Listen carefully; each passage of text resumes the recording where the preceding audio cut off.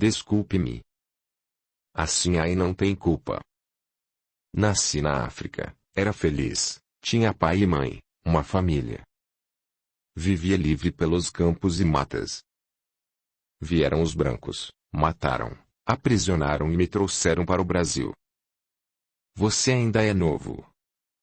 Este comércio está proibido há tempo. Que desamados. Escutei comentários que ainda fazem este comércio mesmo proibido. Que maldade, exclamou a Zinha indignada. Mas continue. Aqui no Brasil fui leiloado e fui morar numa fazenda, continuei. Sempre fui trabalhador, bom escravo, nunca tinha sido castigado. O senhor morreu. O senhorzinho começou a julgar, fez dívidas, vendeu muitas coisas e, entre estas coisas, estava eu. Deixei lá, mulher, minha doce Mara, e meus 2 filhos. Solucei, já não me importava de chorar na frente deles. Quando parei de chorar, falei das minhas aventuras nas outras fazendas, falei tudo sem omitir nada e finalizei. Foi para achá-los que fugi. Chorei novamente, ninguém disse nada, fez-se um grande silêncio. Quando parei de chorar, me senti bem e calmo. Assim a indagou. Onde fica esta fazenda? Como se chama? Levantei a cabeça e olhei para minha dona que tinha parado de bordar e me olhava piedosa. Pensei que ela fosse velha, mas deparei com uma mulher com seus 30 anos. Era magra, vestia com elegância, cabelos negros presos em um coque. Sobressaíam os olhos castanhos e bondosos. Onde fica não sei, não senhora. Chama-se Fazenda Santa Clara. Ouvi na cidade esta história, Dona Ambrosina disse Chico, falando pela primeira vez. Sabe onde fica? Indagou a Sinhá. Mais ou menos, mas posso indagar. Chico, quero que vá amanhã cedo com Pedro nesta fazenda e compre a família dele. Bernardino, dê todos os dados que sabe sobre a fazenda e sobre os seus ao Chico, para que lhe traga sua família. Agora pode ir. Você, Chico, venha depois acertar os detalhes comigo. Sim, Sinhá, respondeu Chico contente. Dona Ambrosina levantou e entrou na casa. Meu coração batia forte. Nem acreditava no que ouvi. Os 2 me olharam com bondade. Tomás me abraçou. Você sofreu muito, mas será feliz aqui. Dei todos os dados para o Chico e voltei para o galpão que não foi mais trancado. Estava incrédulo, mas esperançoso. Quando mãe Benta veio trazer o meu jantar, já sabia da minha história, como todos da fazenda. Indaguei curioso. Mãe Benta, será verdade mesmo? Será que assim a comprará eles mesmo? Confie, homem de Deus. Claro, sim, é assim mesmo, boa demais. Se disse que vai é porque vai. E Pedro é esperto, os 2 saberão achá-los e trazê-los para cá. Passei a noite entre ansioso e esperançoso. Logo de manhãzinha, vi Chico e Pedro partirem e começou a aflitiva espera. Capítulo 4. Eternamente grato. Como esperar foi angustiante. Tomás e mãe Benta, como os outros escravos, me animavam. Todos agora faziam questão de conversar comigo e me dizer palavras de esperança. Agora, gostava de conversar, de responder às perguntas. Contei não sei quantas vezes a minha história e sempre acabava chorando. Temia a volta dos 2 empregados sem eles. As horas não passavam e a espera não foi fácil. Mãe Benta até que me recomendou. Calma, homem, calma. Se não sua Mara o encontrará com aspecto de doente. Será que eles os encontrarão? Indaguei aflito. Reze e pede ao Pai do Céu para que eles os encontrem, comprem e voltem todos juntos. Sabe orar? Sei, respondi, e lembrei de Tião. Meu amigo disse que reuniria minha família. Talvez ele tivesse razão, disse a mãe Benta. Vou rezar. Mas reze você, mãe Benta, por todos nós também. Lá fiz e farei novamente um trabalhinho para abrir os caminhos para Chico e Pedro voltarem com eles. Obrigado, mãe Benta, você é tão boa. Boa que é só assim, mas tento ajudar a todos, é minha obrigação. Tudo que a Sinhá está fazendo custa muito dinheiro. Primeiro João o comprou, mas ela pagou. Deu uma grande recompensa aos capitães de mato, pagou a viagem dos dois e ainda comprará sua família. Tudo isto sem precisar de escravos. É verdade, mãe Benta. Sou grato a ela, e saberei ser eternamente grato. Eternamente é muito tempo. Sendo enquanto os dois estiverem vivos, é o bastante. Acha mesmo que nesta vida, ela Sinhá, eu escravo, posso ajudá-la? Indaguei admirado. Quem sabe? Mesmo se não tiver oportunidades de fazer o bem a ela, só a vontade basta. Nem dormi direito, rezei bastante. Cheguei até a sonhar. Ora com Mara e as crianças voltando, ora só os dois regressando. No outro dia, antes do almoço, uma confusão. Saí do galpão para ver. Havia uma negra chorando e um negro que ia partir. O negro despediu-se da mãe e tomou o rumo da estrada. Ia a pé. Logo os poucos escravos que estavam presenciando voltaram ao trabalho. A negra que chorava foi para sua casa. Quando mãe Benta veio trazer o almoço, perguntei curioso o que havia acontecido. O negro Tonho foi castigado, a mãe Maria chorou, coitada. Também Tonho já tinha sido advertido muitas vezes, ele é vadio e briguento. Hoje de manhã, aproveitando a ausência de Chico e Pedro, tentou pegar a coitada da Aninha. Assim a ficou danada, isto ela não permite. Deu a ele a carta de alforria. Castigar com a carta de alforria? Indaguei assustado e incrédulo. Você assusta por quê? Se andou por aí, não é para assustar. O negro vale pouco nesta terra. O que você pensa? Não é porque é livre que deixa de ser negro. Tonho para comer, vestir, terá que trabalhar, coisa que não gosta de fazer. Agora pergunto a você, quem lhe dará trabalho? Ninguém? Todos preferem escravos e não empregados negros, emprego é só para brancos. Então, para comer terá que pedir esmolas, ninguém dará comida a um preto forte e moço. Agora Tonho terá uma vida dura, coitado. Será enxotado como cachorro com peste. Isto se não roubar e for para a prisão. Mãe Benta tinha razão. Tonho não teria vida fácil.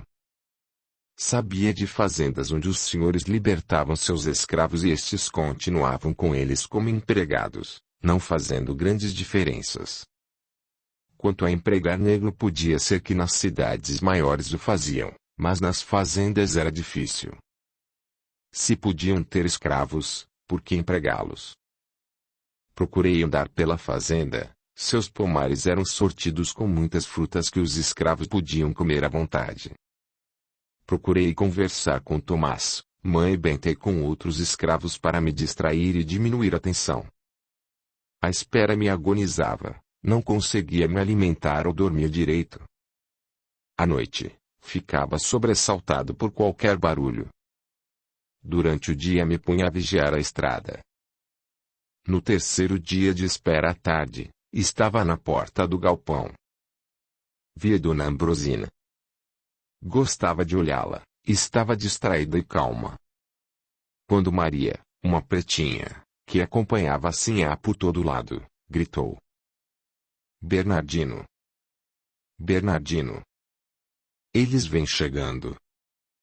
Corri, olhei a estrada e lá estavam Pedro e Chico cada um num cavalo, Maria e as crianças no outro cavalo. Meu coração disparou.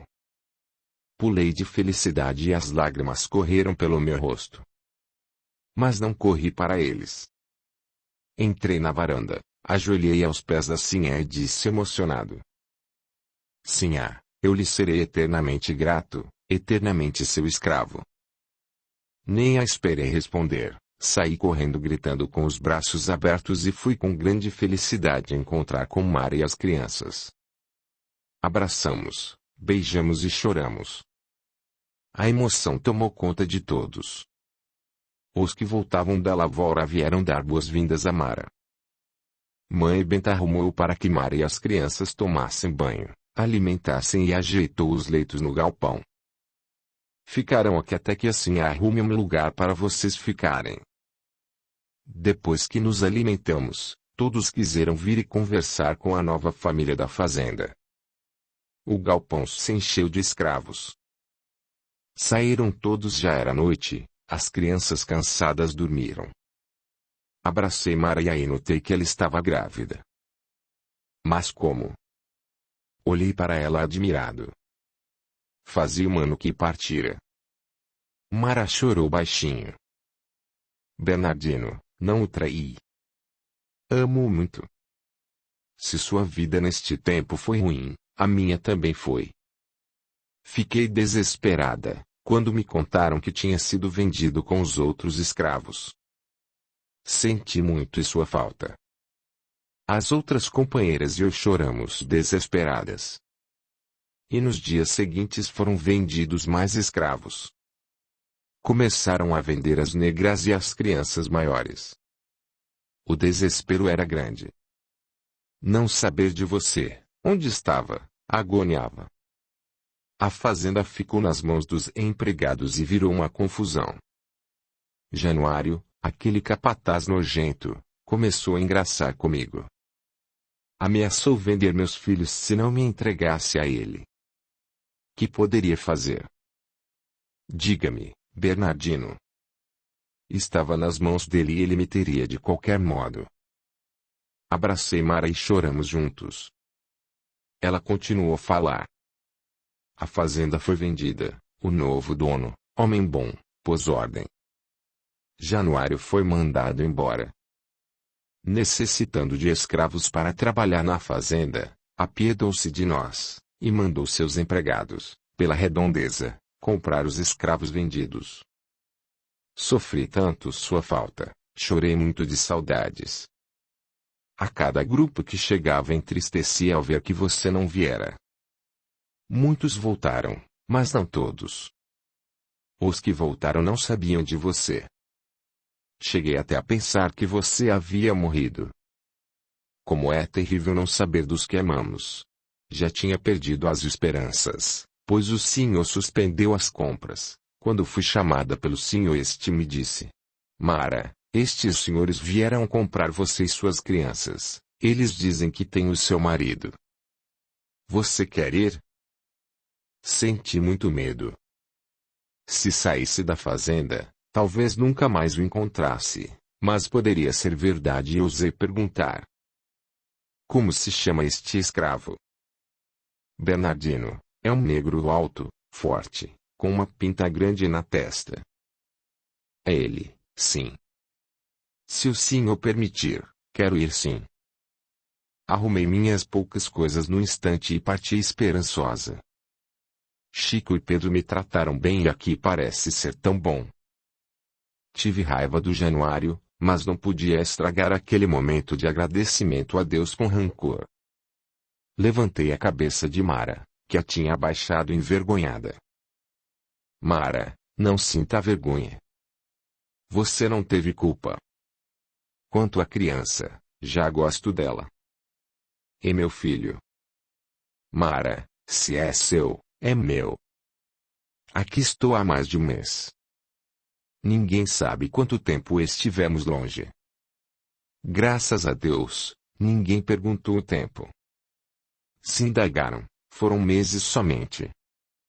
Você sofreu, eu sofri, agora estamos os quatro juntos e seremos felizes aqui. Todos os escravos daqui também são felizes. Esta criança não tem culpa, é nosso filho. abraçamo-nos emocionados. No dia seguinte, senti-me e outro homem, estava disposto, alegre, e, logo cedo, pedi ao Chico: Senhor Chico, quero trabalhar. Que sabe fazer? Sabe cuidar de animais? Sei, respondi contente. Então vai trabalhar na cocheira. Mara foi trabalhar na cozinha da casa grande. Escrava grávida não ia para a lavoura. As crianças ficavam no pátio, no pomar ou no porão da casa grande, onde brincavam e faziam pequenas tarefas. Passou uma semana, adaptamos, estávamos todos contentes ali. Fazia meu trabalho com muita atenção e capricho e fui elogiado por Chico. Mara numa tarde me contou os acontecimentos da fazenda Santa Clara. Logo que partiram, Jeremias começou a aparecer na fazenda como assombração. Muitos o viram com uma corda no pescoço, sufocado, a gemer e a maldizer. Depois passaram a vê-lo só perto do senhor. Este nosso patrão passou a sentir-se mal, a ter falta de ar de chegar a bater a cabeça na parede. Quando o senhor vendeu a fazenda e foi embora, o fantasma Jeremias despediu-se de todos com a mão e foi embora com o senhor. Quando vieram os escravos recomprados, 2 que ficaram com Jeremias contaram que este, logo que possível, tentou fugir. Capturado, apanhou muito no tronco, vendo que era impossível fugir, suicidou-se enforcado na senzala. Jeremias, quando estava comigo na carroça, quando fomos embora, fez uma promessa de vingança. Cumpriu o que prometeu. Foi isto que nos disse pai Manolo. Que ele prometeu vingar e pelo jeito estava cumprindo. Só que sofria e, pelo jeito, muito. Não é agradável ficar sentindo a morte, as dores dos últimos instantes, como ele. Se aparecia aos outros como enforcado, é porque devia sentir-se assim. Vingança não traz felicidade. Sofre-se para fazer sofrer. Se ele tivesse esperado, voltaria com os outros. Precipitou-se, coitado. Todos os momentos difíceis passam, é só saber esperar, ter paciência. Tomara que Jeremias perdoe para que fique bem. Quem se suicida sofre muito, este ato covarde não se deve fazer nunca. O velho Tomás foi achado morto na sua cabana pela manhã. A fazenda parou. Foi feito só um serviço que não podia ser adiado. Todos choraram, até eu, que pouco convivi com ele, senti. Todos os moradores da fazenda foram ao enterro. Até a Sinhá foi e chorou, para o meu espanto. Mãe Benta estava muito triste. À noite foi nos visitar no galpão. Você está triste porque ele morreu? Eram amigos, não é? Indagou Mara. Não é pela morte dele que estou triste. É pela ausência física. Seremos sempre amigos. Não é porque ele morreu que deixaremos de ser amigos. Os sentimentos continuam, depois que a morte nos leva a viver no outro plano. A Sinhá também ficou triste, disse. Ela gostava muito de Tomás, que foi escravo do pai dela. Será que depois de mortos seremos escravos? Será que somos separados pela cor do lado de lá? Indagou Mara, curiosa. Não, escravos somos, pela cor e só se tem aqui na terra por este motivo. Porque, meus amigos, no plano espiritual ruim também há escravos, mas lá são os maus que têm este castigo. Do outro lado são separados bons e maus, independente de serem brancos ou pretos. Muitos brancos orgulhosos vão levar susto em ver o lugar de destaque que Tomás irá ter por lá. Será que ele ficará branco? Perguntei. Não, a cor não importa, ele não se incomodava com este fato. Mãe Benta saiu e Mara comentou. Tomás deve ter sido bom. Quando morre uma pessoa boa, todos sentem sua falta. Quando morre o mal, sentem-se aliviados. Que Deus o tenha. Amém, respondi com sinceridade. No outro dia, Chico me deu a ordem. Dona Ambrosina mandou você limpar a casa que foi do Tomás, consertar o que estiver estragado para você morar lá com a família. Morar numa casa? Que bom! Como eu sonhava, disse Mara a sorrir. Bernardino, nós numa casinha. Que felicidade! Vamos fazer tudo para estar sempre bem aqui. 2 dias depois, estávamos na nossa casinha. Ficamos bem instalados. Havia 2 quartos, sala e cozinha. Estávamos contentes, felizes. Fizemos amizade com todos na fazenda. No tempo certo, Mara teve a criança. Era uma linda menina mulata clara. Se alguém desconfiou de alguma coisa, nada comentou.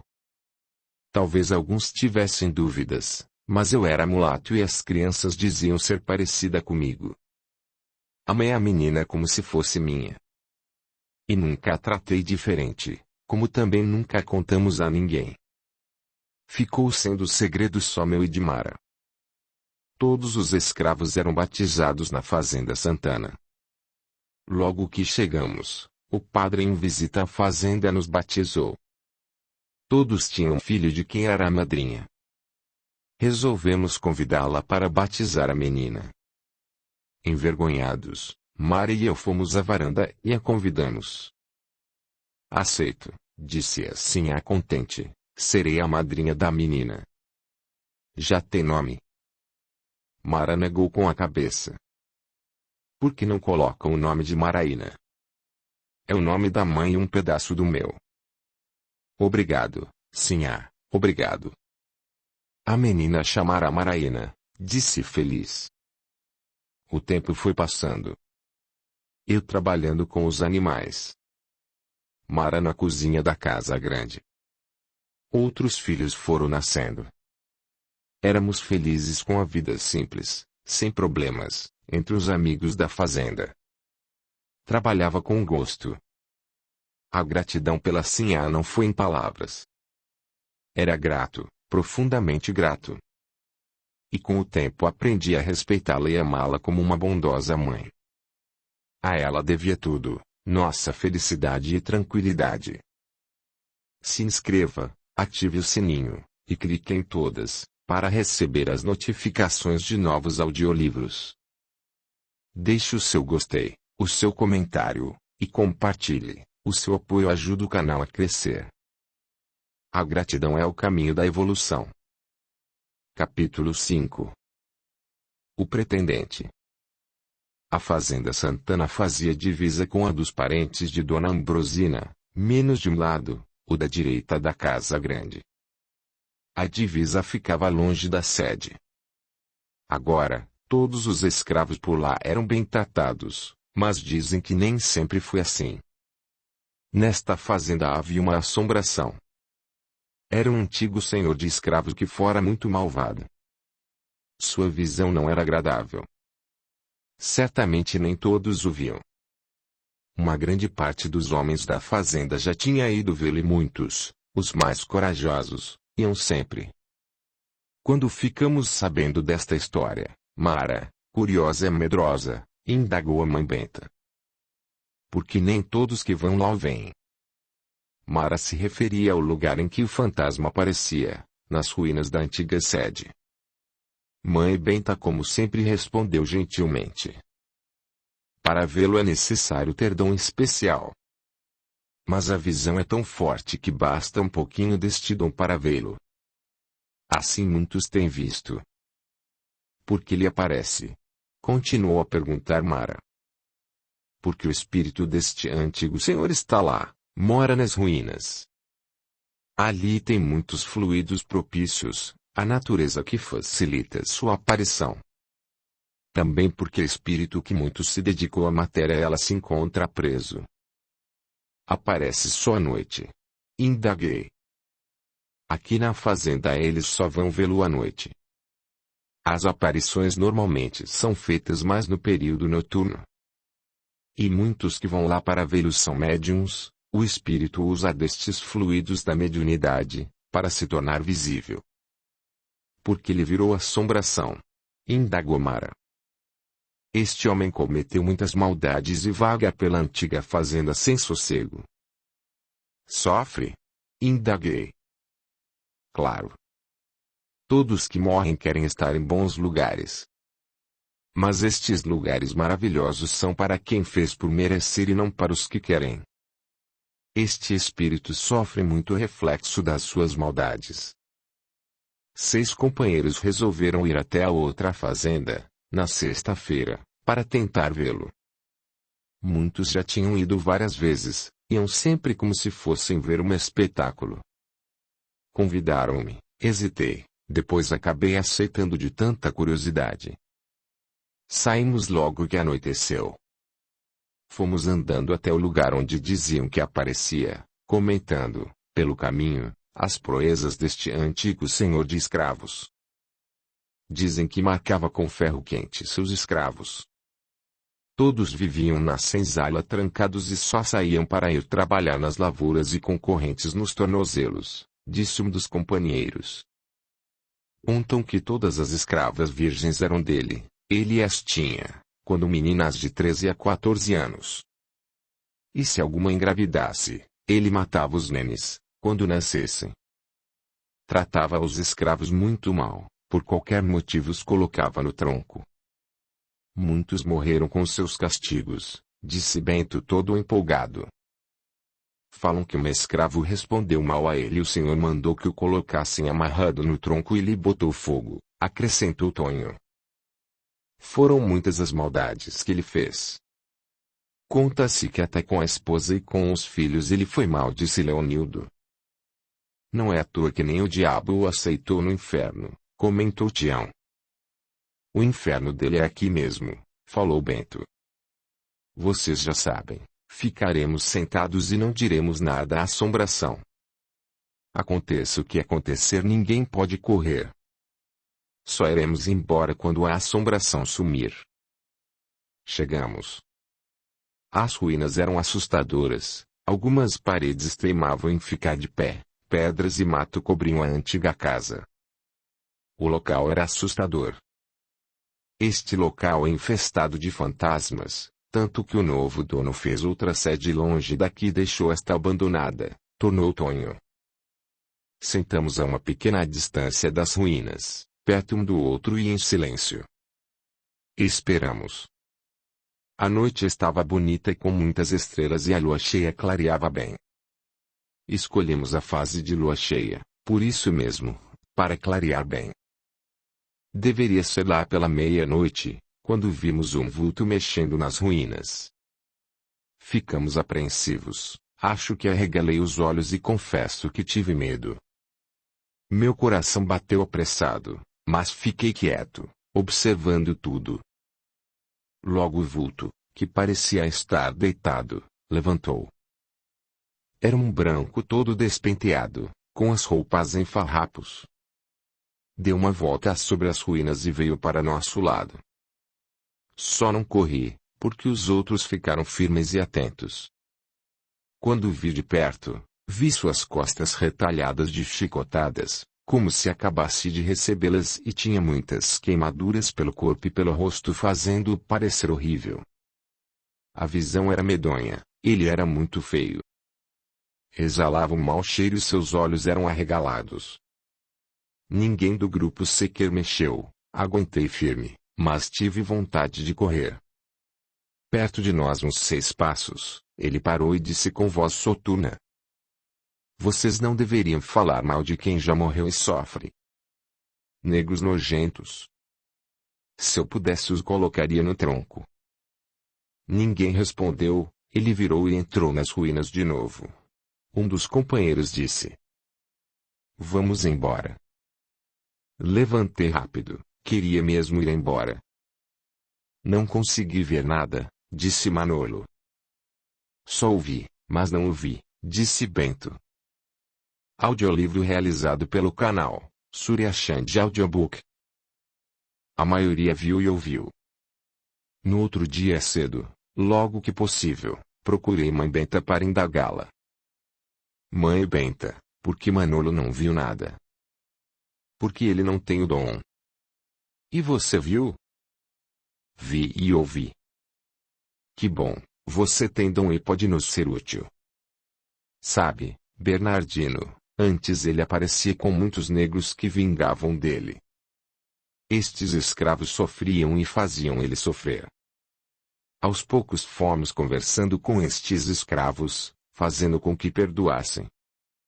Eles foram perdoando e foram embora para onde todos os mortos do corpo devem ir. Como ele sabia que falávamos dele no caminho. Espírito sabe de muitas coisas. Quando entraram na fazenda vizinha, ele já os esperava e escutou que conversavam. Como não ouvimos?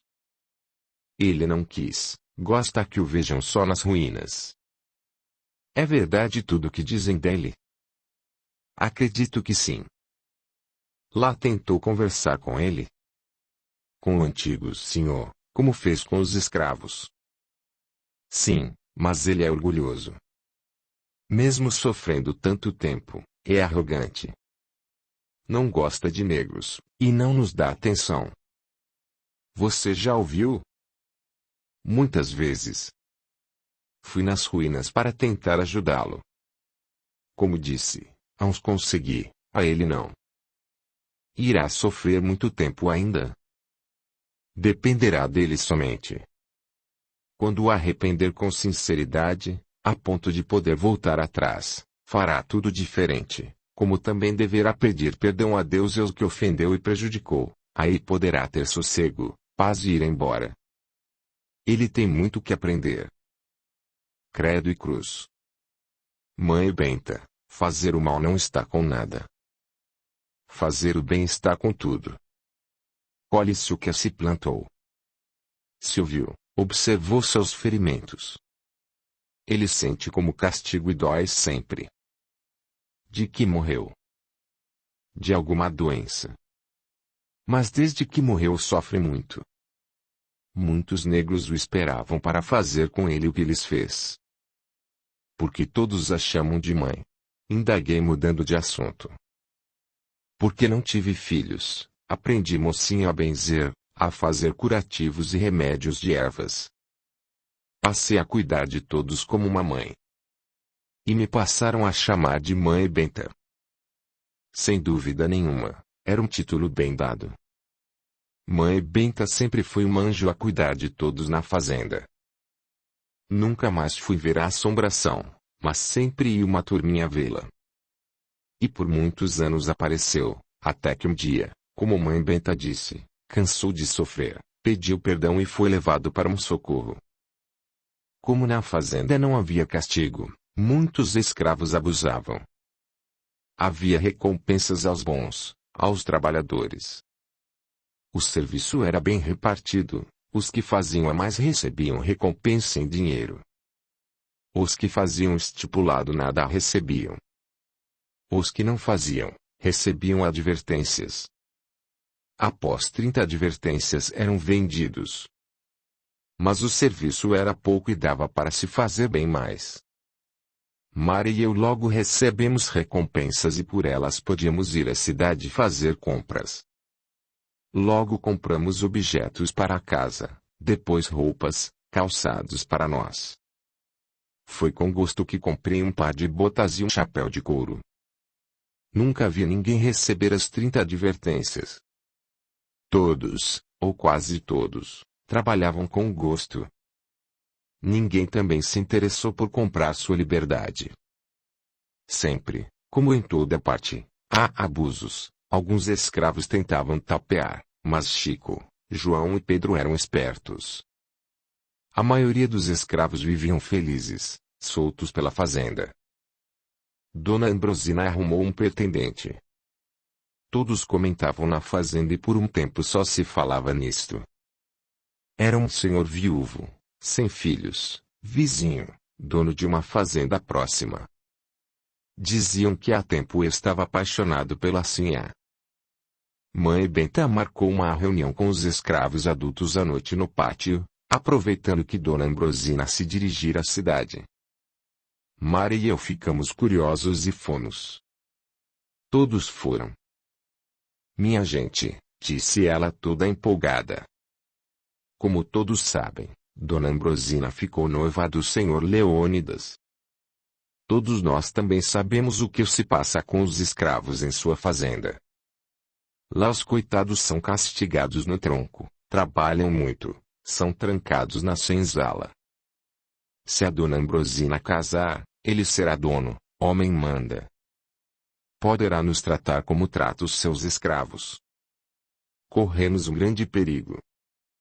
Somos felizes aqui e creio que todos querem continuar sendo.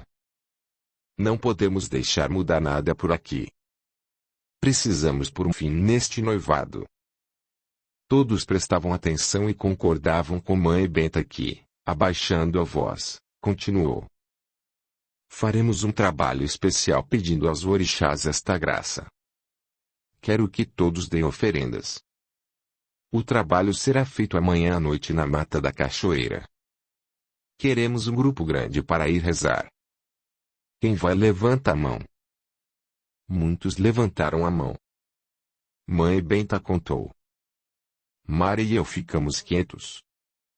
Ela, vendo que eu não levantei a mão, indagou. Você, Bernardino, não vem? Tem muita força, meu filho. Vem ajudar. Não entendo nada disto. Não faz mal, vem orar. Vou. Levantei a mão, temi perder minha felicidade. Embora nada entendesse destes trabalhos, se era para rezar, eu rezaria. No dia seguinte, saímos escondidos, todos os designados. João acompanhou assim à cidade. Chico e Pedro sabiam e nada falaram, aprovaram, também, eles temiam o novo patrão porque eram bem pagos e tinham muitas regalias. Caminhamos perto um do outro, todos levavam oferendas, comidas, flores e roupas. Mara fez um bonito colar de flores para eu levar. Chegamos ao local. Fizemos uma fogueira. Estávamos do lado esquerdo de uma bonita cachoeira. O trabalho foi feito.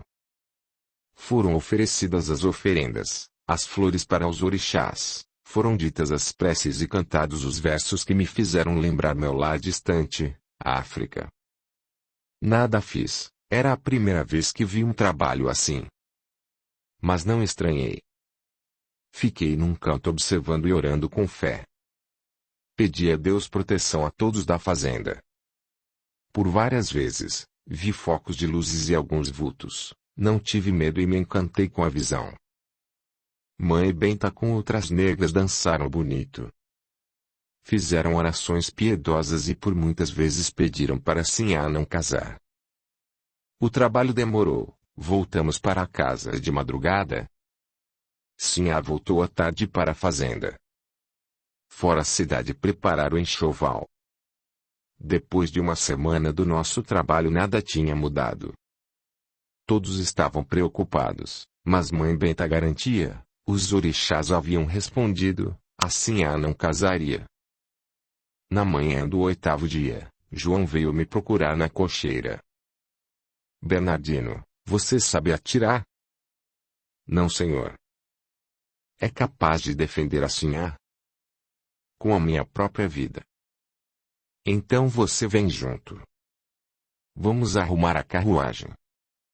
Num quarto de hora, a carruagem estava pronta e a Sinhá entrou nervosa. Acompanhava a João, Pedro e Chico que estavam discretamente armados. Fui guiando os cavalos. Dirigíamos à fazenda do senhor Leônidas. Fomos rápidos, em 1 hora estávamos lá. Quando chegamos, Dona Ambrosina desceu apressada e nós 4 atrás dela. Em vez de se dirigir à casa grande, atravessou o pátio e foi para a frente da senzala. Neste local estava um tronco e o negro gemia preso nele. Olhamos curiosos, ele estava ensanguentado e muito machucado pelo chicote. Veio correndo ao nosso encontro o feitor que não sabia o que fazer com a incômoda visita. Este empregado recebeu uma ordem da sinhá. Desamarre este negro e cuide dele. Não posso, o senhor Leônidas. Ele mereceu castigo. A sinhá ficou vermelha, torcia as mãos. Nisto o senhor Leônidas veio correndo da casa grande. Ambrosina, por que não avisou que vinha? Seu tratante, falou alto dona Ambrosina. Não me prometeu que não haveria mais castigos em sua fazenda? Não disse ao me dar este anel que seus escravos seriam bem tratados como os meus? Quando João me disse que tinha um negro no tronco aqui, quis ver para crer. Se você faltou com a palavra dada, a minha ao aceitar o noivado nada vale. Olha que o que faço com seu anel. Passar bem. Nunca pensei que a meiga e boa dona Ambrosina fosse capaz de ficar nervosa assim. Pegou o anel que tinha no dedo, jogou no chão e pisou em cima. Voltou a carruagem depressa e nós atrás. Observara tudo e todos, temendo pela sinhá. O senhor Leônidas gritava por ela, mandou aos gritos soltar o negro e cuidar dele. Veio correndo atrás dela. Ambrosina, por favor, me escuta. O negro mereceu, ele roubou. Não farei mais isso, queimarei o tronco. Espere. Ele tentou segurá-la, ela libertou-se num arrancão e entrou na carruagem. Os três entraram correndo e João me ordenou. Vamos rápido para casa. Fiz os cavalos galoparem até sair da fazenda dele. Voltamos rápido. Quando ajudei a sinhá a descer da carruagem, vi seu rosto inchado de chorar. Fiquei apreensivo. Será que nosso trabalho não fez dona Ambrosina sofrer? Mas a cena do negro meu remorso. Mãe Benta tinha razão, o senhor Leônidas não merecia nossa sinhá. Logo todos na fazenda ficaram sabendo. Admiramos mais ainda nossa sinhá. Mãe Benta nos convocou para rezar, pedindo aos santos e aos orixás para que a sinhá não voltasse atrás. Mara ainda comentou. Será que foi o trabalho de Mãe Benta que fez o noivado terminar ou tudo foi coincidência? Não sei, respondi. Não sei até que ponto se pode influenciar a vida das pessoas. Se foi por trabalho de mentes, ou resposta às orações que o noivado foi desfeito. O que sei é que na fazenda do senhor Leônidas não se tratam bem os escravos. São trancados na senzala, não tem casinhas como a nossa e há castigos. O que aconteceu é que lá houve um castigo e que João foi à cidade e ficou sabendo, por um capataz do senhor Leônidas, do ocorrido. Encontraram-se num bar, só que João não gosta de bar, mas, segundo ele, naquela hora lhe deu vontade de tomar uma bebida. Quando soube, veio rápido avisar a sinhá. Talvez, Mara, os bons espíritos, como diz Mãe Benta, tenham ajudado João a saber e vir avisar. O fato é que foi por Deus que isto aconteceu antes do casório. O senhor Leônidas pediu desculpas, mandou presentes que foram devolvidos, até os irmãos de dona Ambrosina intercederam por ele, mas ela foi irredutível, não quis saber mais dele, para nossa tranquilidade. Capítulo 6. Relatos interessantes. Na Fazenda Santana nos reuníamos sempre para conversar. Às vezes, entre uma prosa e outra, saíam até discussões.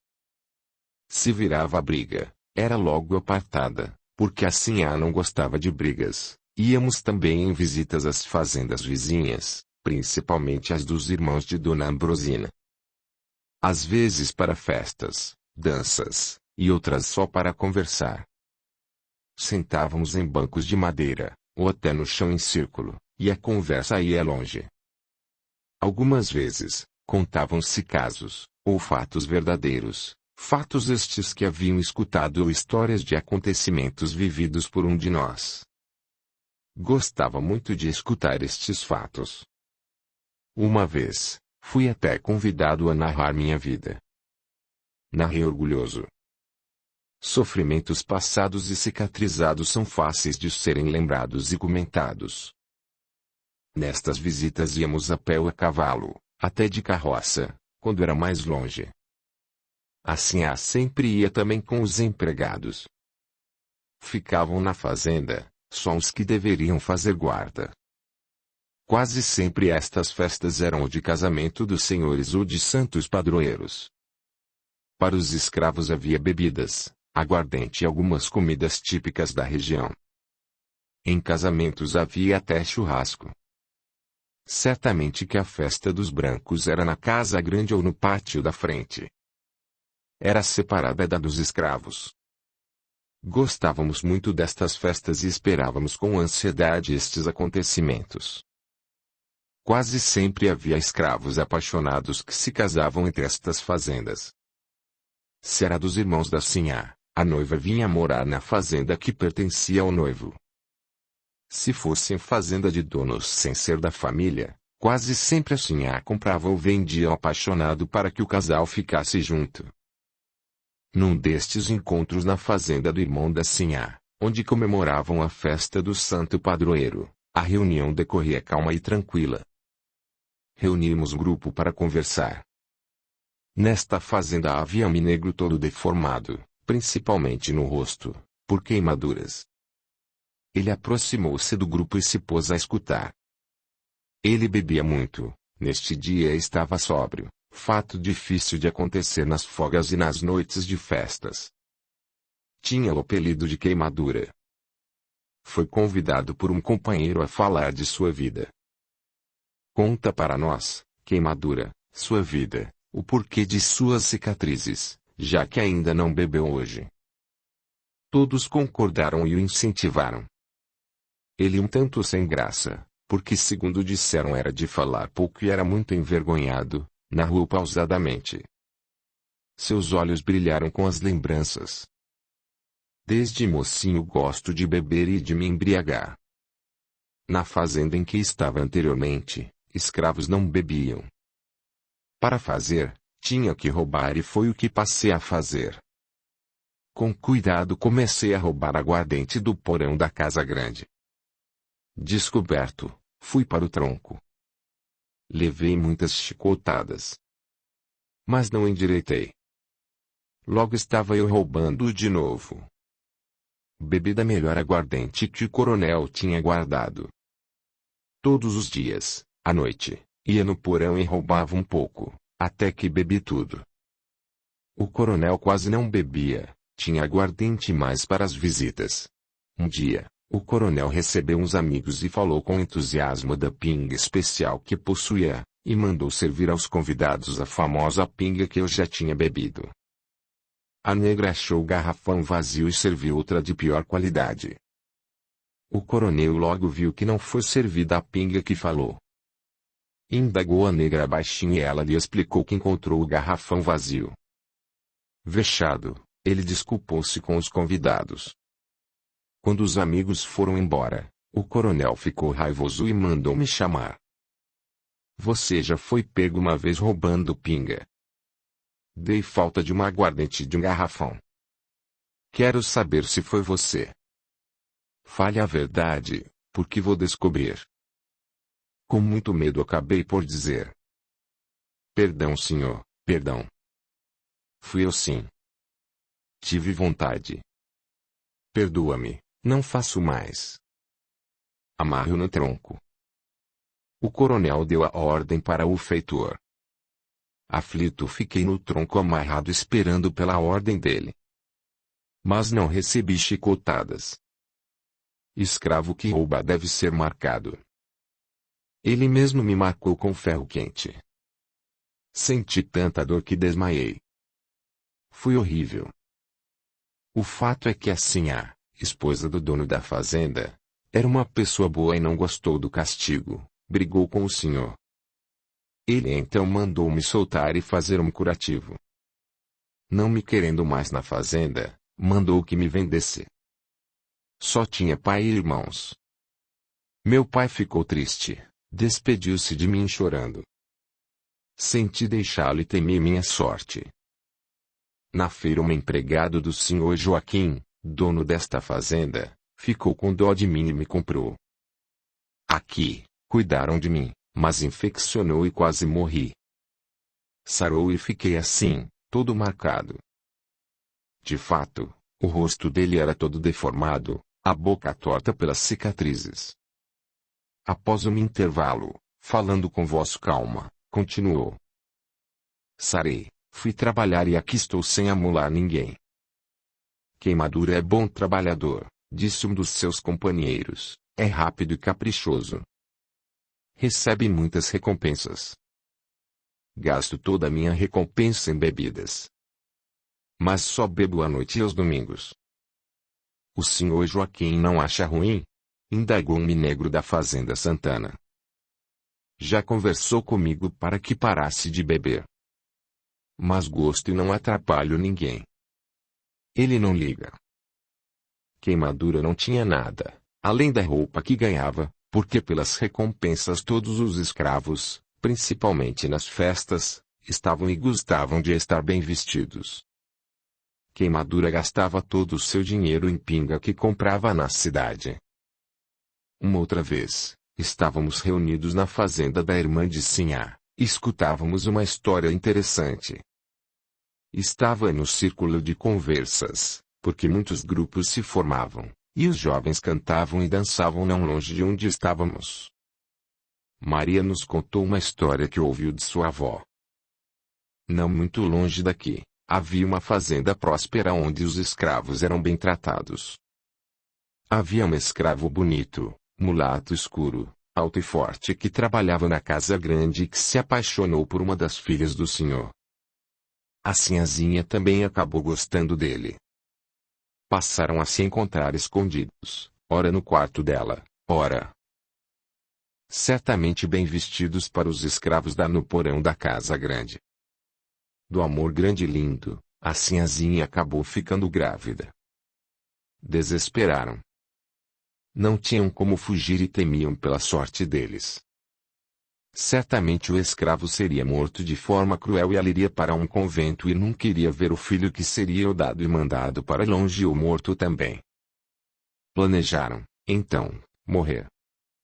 Eles se enforcariam ou usariam uma faca que a Sinhá pegou do seu pai. Escolheram a faca.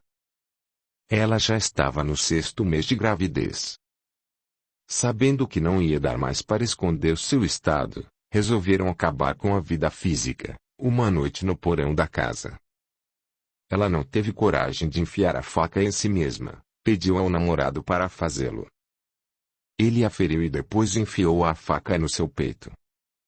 Ele desencanou, mas a sinhazinha não morreu naquela noite. Pela manhã foram encontrados. A sinhazinha foi socorrida e medicada. Ao voltar a se contou aos pais seu romance. O pai ficou furioso, mas nada tentou contra a filha enferma. Esconderam o fato, mandaram enterrar logo o escravo e disseram a todos que a sinhazinha estava doente. O ferimento dela não foi mortal, mas o ocorrido fez com que abortasse. Este aborto provocou uma infecção e ela desencanou chamando pelo seu amor. Foi uma grande vergonha para a família que tudo fez para esconder o fato. Minha avó soube, porque trabalhava na casa grande. Mas o mais importante nesta história é que eles não sabiam como explicar a aparição de sua filha ao lado do escravo. Os dois apareciam juntos de mãos dadas a passear pela fazenda. Tinham ferimentos, no peito, que estavam sempre sangrando. Os apaixonados vagavam juntos em sofrimento. Quando os mais corajosos conversavam com eles, os dois choravam e pediam preces. Diziam estar sofrendo. Maria calou-se por instantes, depois, com a sabedoria que a vida dera, completou.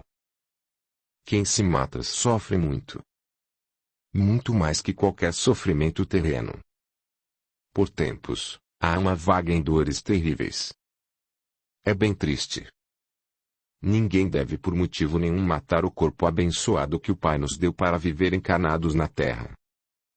Mas Maria, disse uma negrinha que escutava atenta, a sinhazinha não se matou, foi ele quem enfiou a faca nela.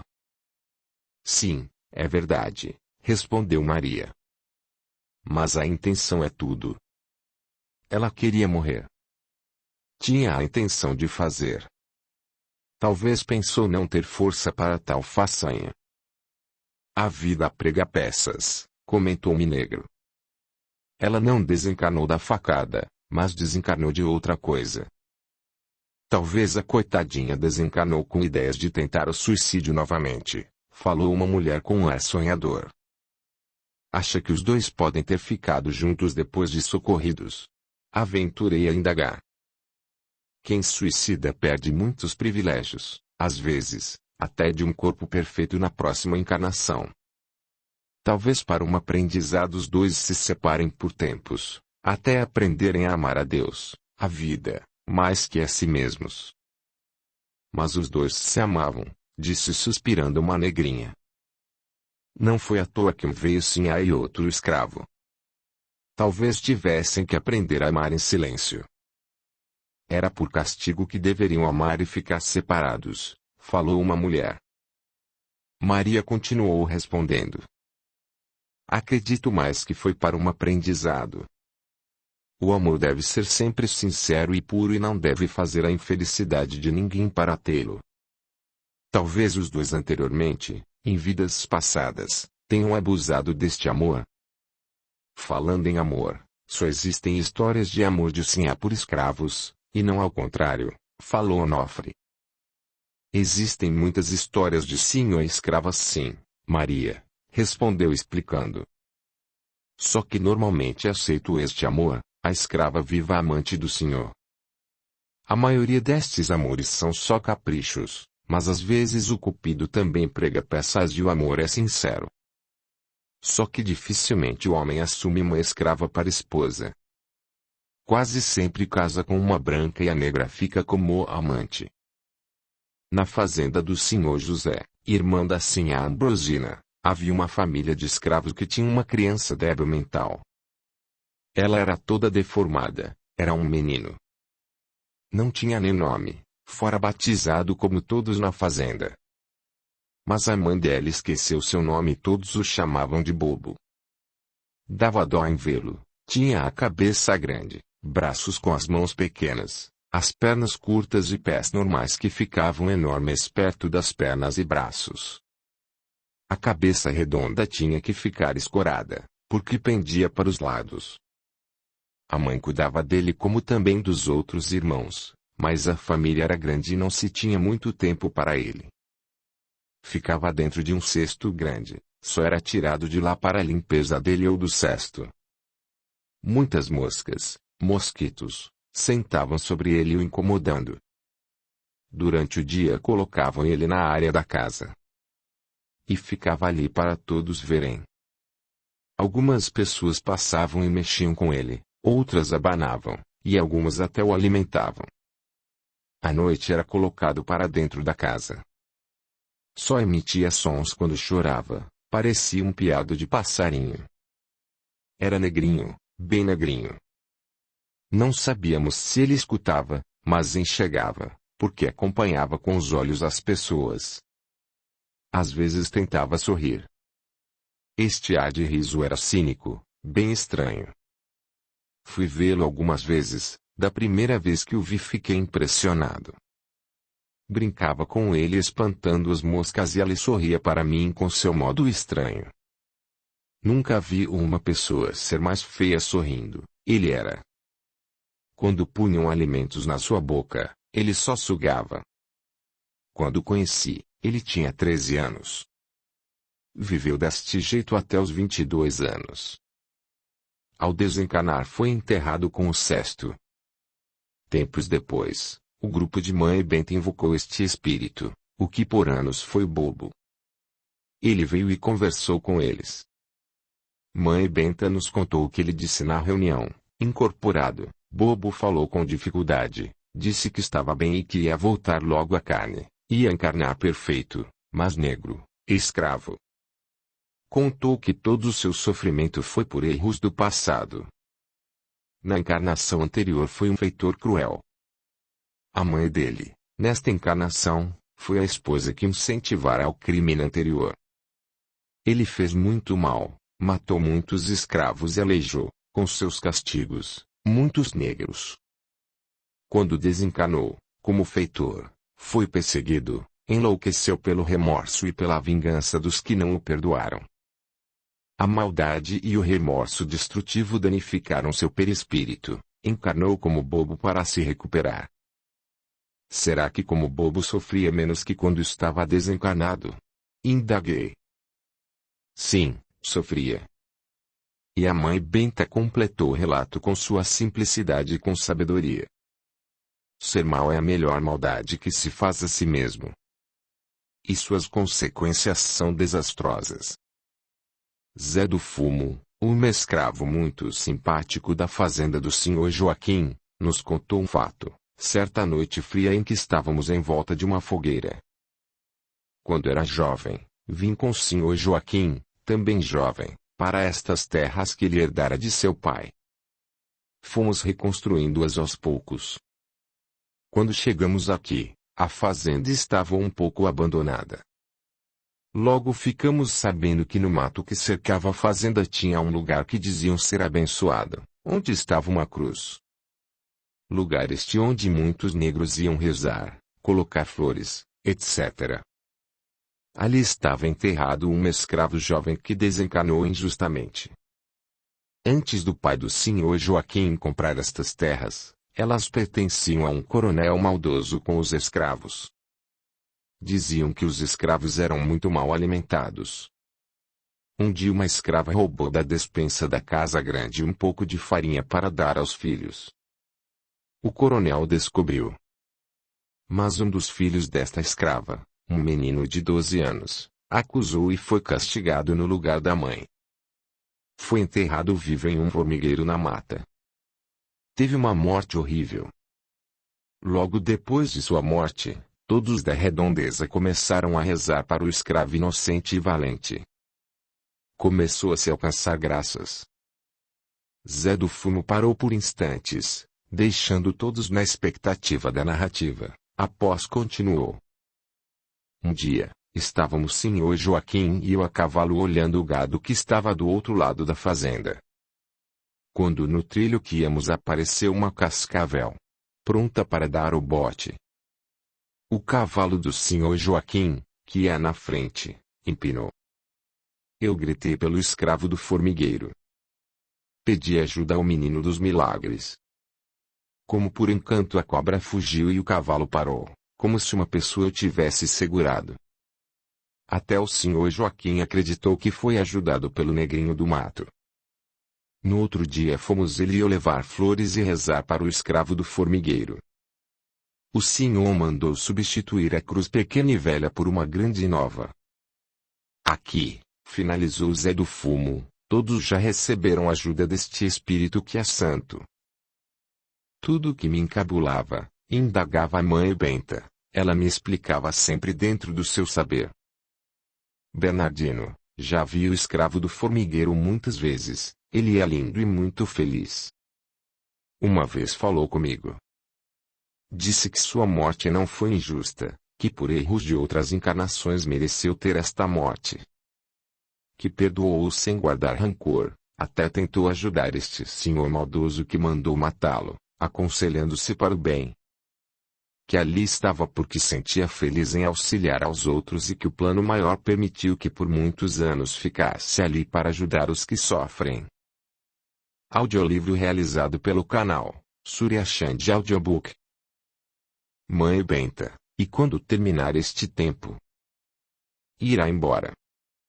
Se não vier outro espírito, como ele, atender as pessoas em seu nome, irão deixando de alcançar graças. E tudo, o local, até a história será esquecida. Que pena. Assim é a vida, tudo passa. Nós passamos pelo tempo, errando, sofrendo, aprendendo para sermos felizes quando formos bons. Na fazenda da Sinhá Margarida, irmã de nossa Sinhá Ambrosina, havia uma escrava muito velha. Ela chamava Bárbara, mas todos a chamavam de Negrabá. Muitos diziam que ela tinha mais ou menos 100 anos. Quando a indagavam, respondia com seu modo calmo. Tenho muitos anos, filho, muitos. Ela contava muitas histórias que dizia serem verdadeiras. Entre eles estava a de uma sinhá que se apaixonou por um empregado da fazenda. Diziam que esta sinhá, na adolescência, foi obrigada a casar com o dono da fazenda, que ela detestava. Um escravo descobriu este amor, contou pro senhor em troca de sua liberdade. O senhor deu um flagrante na esposa e de modo cruel prendeu ela e o amante, como se fossem escravos e os torturou até que morreram. A sinhá tinha 3 filhos pequenos que ficaram com o marido assassino. Dizem que a sinhá perdoou e foi embora para onde devem ir todos os que desencarnam. Mas o empregado não perdoou e obsediou o negro delator. Passou a ficar montado nas costas dele, usando o liberto como cavalo. Muitas pessoas o via montado no negro. O ex-escravo começou a ficar cansado por qualquer esforço e ter horrível dor nas costas. Não conseguia mais trabalhar e foi bem feliz, tinha saudades do tempo de escravo. Arrependeu-se por ter delatado, desencanou por um tombo, quando bateu a cabeça. E depois, que aconteceu? Indaguei. Negrabá respondeu sorrindo. A vida não acaba com a morte, continua. Os dois se odiando sumiram e só Deus sabe o que aconteceu com os infelizes. Talvez um tenha perdoado e ido embora, talvez ficaram anos em disputa de ódio. O certo, filho, é perdoar esquecendo as ofensas. E, principalmente, não ofender ninguém, viver em atitude de não precisar pedir perdão. Negrabá também contava outra história. Dizia que antes de vir ter na fazenda da sinhá Margarida foi vendida muitas vezes, mudando de lugar e de donos. Viu assim muitos acontecimentos. Era tão gostoso escutá-la, parecia que cantava. Todos ficavam atentos e só se ouvia a sua voz. Em uma destas fazendas onde passou, havia um senhor muito mau e que uma vez para castigar um negro, por um motivo qualquer, mandou que o coitado fosse amarrado com cordas e puxado pelo pasto por um cavalo a galope. O feitor, tão mau quanto o senhor, passou com o cavalo num terreno ruim, cheio de espinhos e pedras. O escravo foi despedaçado. Os outros escravos da fazenda pegaram os pedaços do escravo castigado e enterraram. Algum tempo depois o senhor começou a sonhar com o negro que dizia querer seus pedaços. Estes sonhos eram tão terríveis que o senhor acordava aos gritos e os negros da casa grande escutavam. O senhor começou a sonhar todas as noites e ficou com medo de dormir. Não comia mais direito, começou a falar sozinho. Até foi junto com seus empregados tentar achar algum pedaço do escravo. Não acharam e os escravos ficaram calados, não disseram que o tinham enterrado. O senhor não se importava mais com nada, falava sozinho, gritava como se visse o escravo morto a todo momento. Os filhos deste senhor, querendo mesmo ficar livres desta peste que nem bom pai era, fizeram uma cela no porão da casa e o prenderam lá. Viveu anos lá preso, completamente louco, até que desencarnou. Comentei este fato com mãe Benta e ela me explicou. Este negro deve ter desencarnado e seu espírito passou com ódio a obsediar o senhor. Começou primeiramente a aparecer em sonhos. Quando deixamos muitas vezes o corpo, dormindo, e em espírito, vamos a lugares e encontramos pessoas. Mas nem todos os sonhos são assim. Sonhos podem ser muitos modos, recordações do cérebro físico, preocupações lembradas, etc. Mas, neste caso, o senhor viu o espírito do ex-escravo que lhe cobrava aquela ação má. Depois o senhor passou a vê-lo a todo momento. Ele ficou louco. Quem deve teme? A obsessão foi tanta que chegou à possessão, atingindo o físico, e ele adoeceu. Isto acontece muito. Enquanto houver maldades e as pessoas não perdoarem, existirá obsessão. Tudo isto é falta de Deus no coração. Deus permite estas obsessões. Deus ensina a seus filhos a serem bons e não fazerem maldades. Mas nos deu também o livre-arbítrio. Fazemos o que queremos, mas quem faz o mal planta a erva ruim de espinhos, que vem depois a ferir na colheita obrigatória. Este senhor fez muitas maldades, plantou a erva ruim. O dia da colheita chega para todos, o dele ia chegar também. Mas o escravo se achou no direito de cobrar pela vingança. Teve também seu livre-arbítrio, porque se perdoasse ia embora feliz. Não perdoou, ficou sofrendo e fez sofrer. O senhor ia sofrer de qualquer modo, depois de desencanado, até reencanado. Não necessita ninguém vingar. As ações boas ou más que fazemos a nós pertencem. Mãe benta, alguém pode obsediar, só por maldade, uma pessoa que não fez nada de mal a ele. Se esta pessoa é boa, não tem má colheita, é difícil. Depois os bons sempre têm outros bons para ajudá-la. Quem não deve não tem por que pagar. Às vezes é inocente na encarnação atual, mas não nas anteriores. Neste caso o que se deve fazer? Procurar orar, perdoar, pedir perdão e procurar pessoas que entendem a ajuda que necessitam, tanto para ela como para o desencanado. Como se aprende com as histórias? Em cada caso uma lição importante da qual devemos tirar proveito no nosso dia a dia. Capítulo 7. Trabalhos do bem. Mãe Benta me chamou um dia para assistir aos trabalhos que ela fazia nas noites de sexta-feira. Participavam em todas as reuniões os que eram considerados médiuns ou, como ela falava, os que tinham dom de conversar com os espíritos. Estas reuniões eram na casa dela, que morava sozinha. Ela desmanchou uma parede e a sala, ou cômodo da entrada, ficou grande. Os trabalhos eram à noite e para minha surpresa lá encontrei João, o empregado da fazenda, e a mulher de Pedro. Os dois trabalhavam com Mãe Benta. Entrei e fiquei quieto num canto, observando tudo. De enfeite só um vaso grande com flores encostado na parede.